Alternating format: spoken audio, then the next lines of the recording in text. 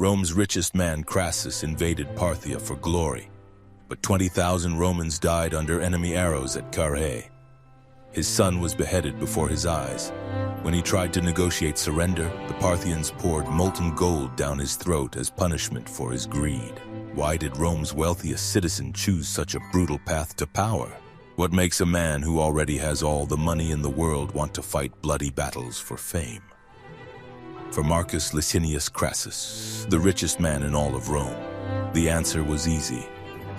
He wanted power that could match his friends, Julius Caesar and Gnaeus Pompey Magnus. Crassus was part of a special group called the First Triumvirate, but unlike Caesar's big wins fighting in Gaul, or Pompey's victories in the East, everyone only knew Crassus for his money, not for being a great soldier. In Rome, that was a deadly problem. By 54 BCE, Crassus decided he had to change that. Even though he was 60 years old, he set his eyes on Parthia. This was Rome's powerful enemy to the east.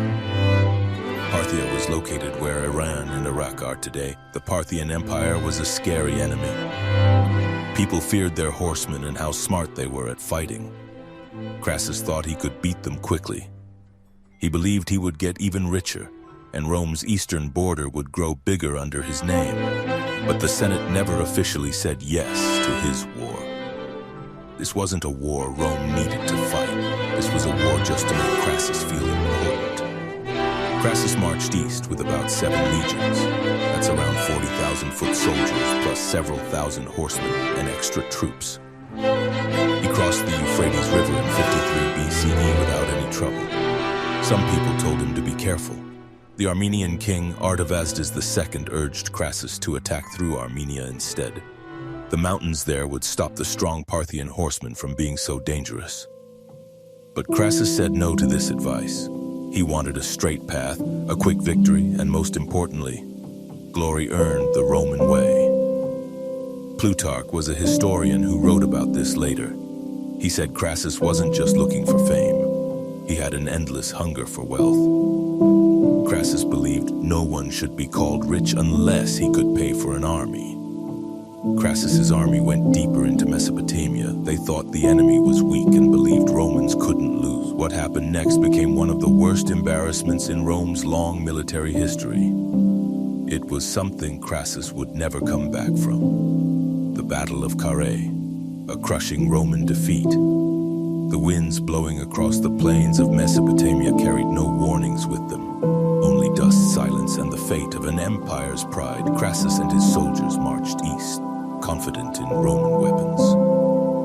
They didn't think the Parthians could be any real threat. After all, they were barbarians, or so many people in Rome believed. But the Parthian Empire wasn't some small, weak tribe. It was a well-trained and scary power. Their military strength came from horse archers who could shoot with perfect aim. They also had cataphracts, heavily armored horsemen who would soon carve their mark into Roman memory. The two armies met near the small town of Carrhae. Today we call this place Harran in southeastern Turkey.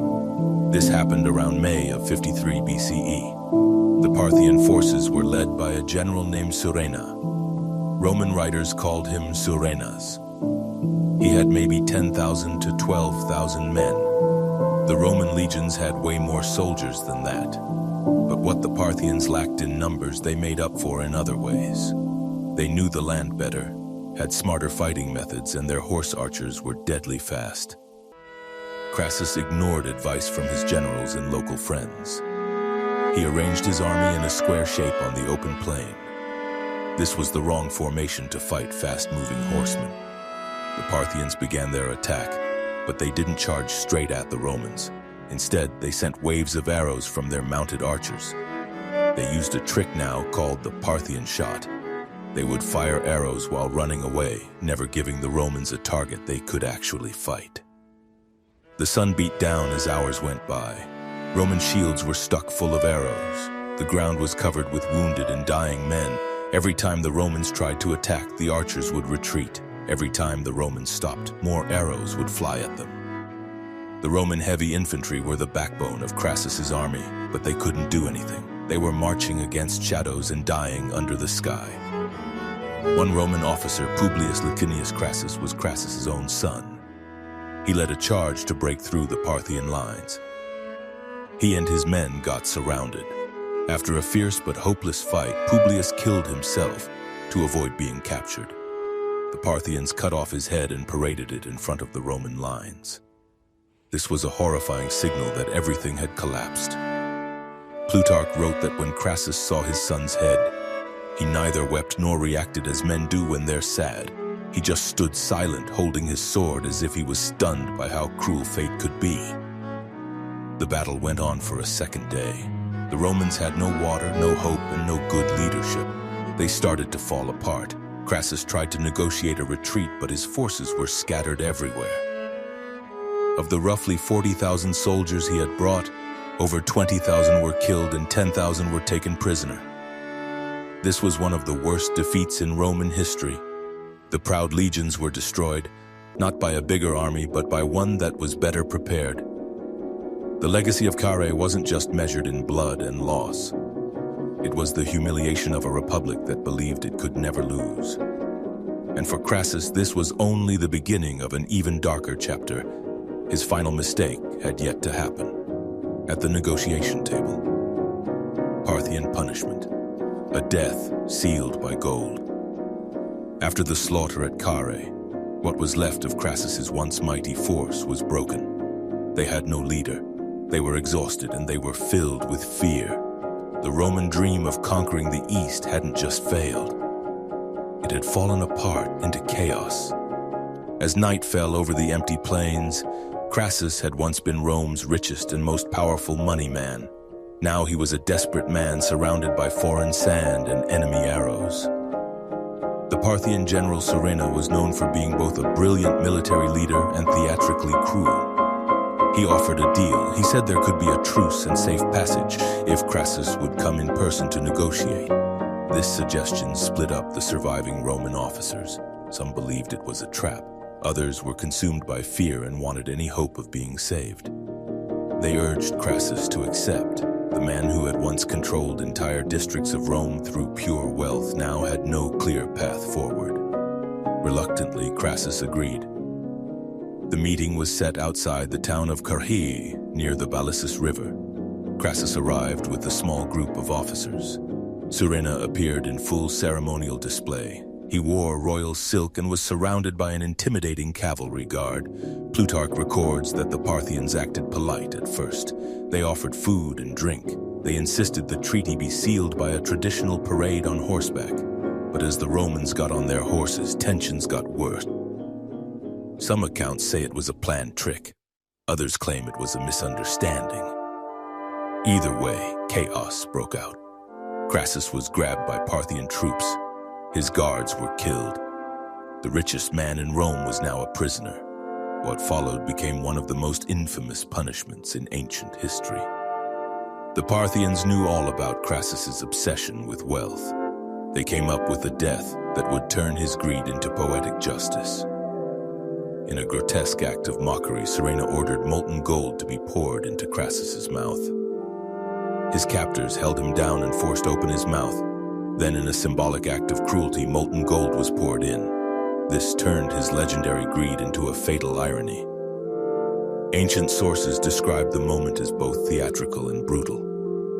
It was carried out in silence as a grim message to Rome. It wasn't just an execution, it was a message, a statement to Rome that Parthia would not be bullied, that gold could not buy victory, and that arrogance had a price. His head and hands were later sent to the Parthian court. They were used in theatrical performances. They were mocked before royal audiences as symbols of Rome's defeat.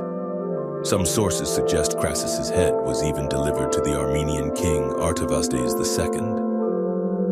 It was used in a Greek tragedy performed for the Parthian king Orodes II, who was celebrating his son's marriage.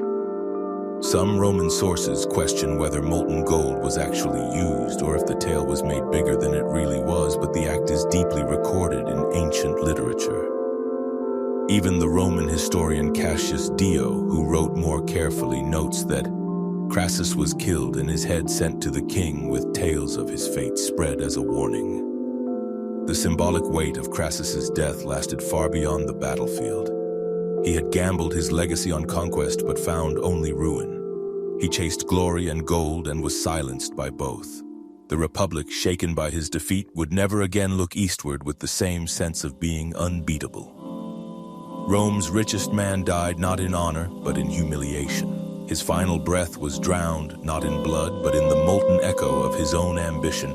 Crassus's death at Carrhae was more than the fall of a man. It was the collapse of Roman arrogance before a world it thought was beneath it. His ambition reshaped the eastern frontier. It provoked decades of Roman-Parthian rivalry, and it showed that wealth and pride are no match for terrain, tactics, and fate. It reminds us that history punishes those who ignore its limits. Why do you think Rome underestimated the Parthians? And what did it cost them beyond lives? Comment below. As Cassius Dio wrote, "And the Parthians, as some say, poured molten gold into his mouth in mockery, for though a man of vast wealth, he had set so great store by money as to pity those who could not support an enrolled legion from their own means, regarding them as poor men."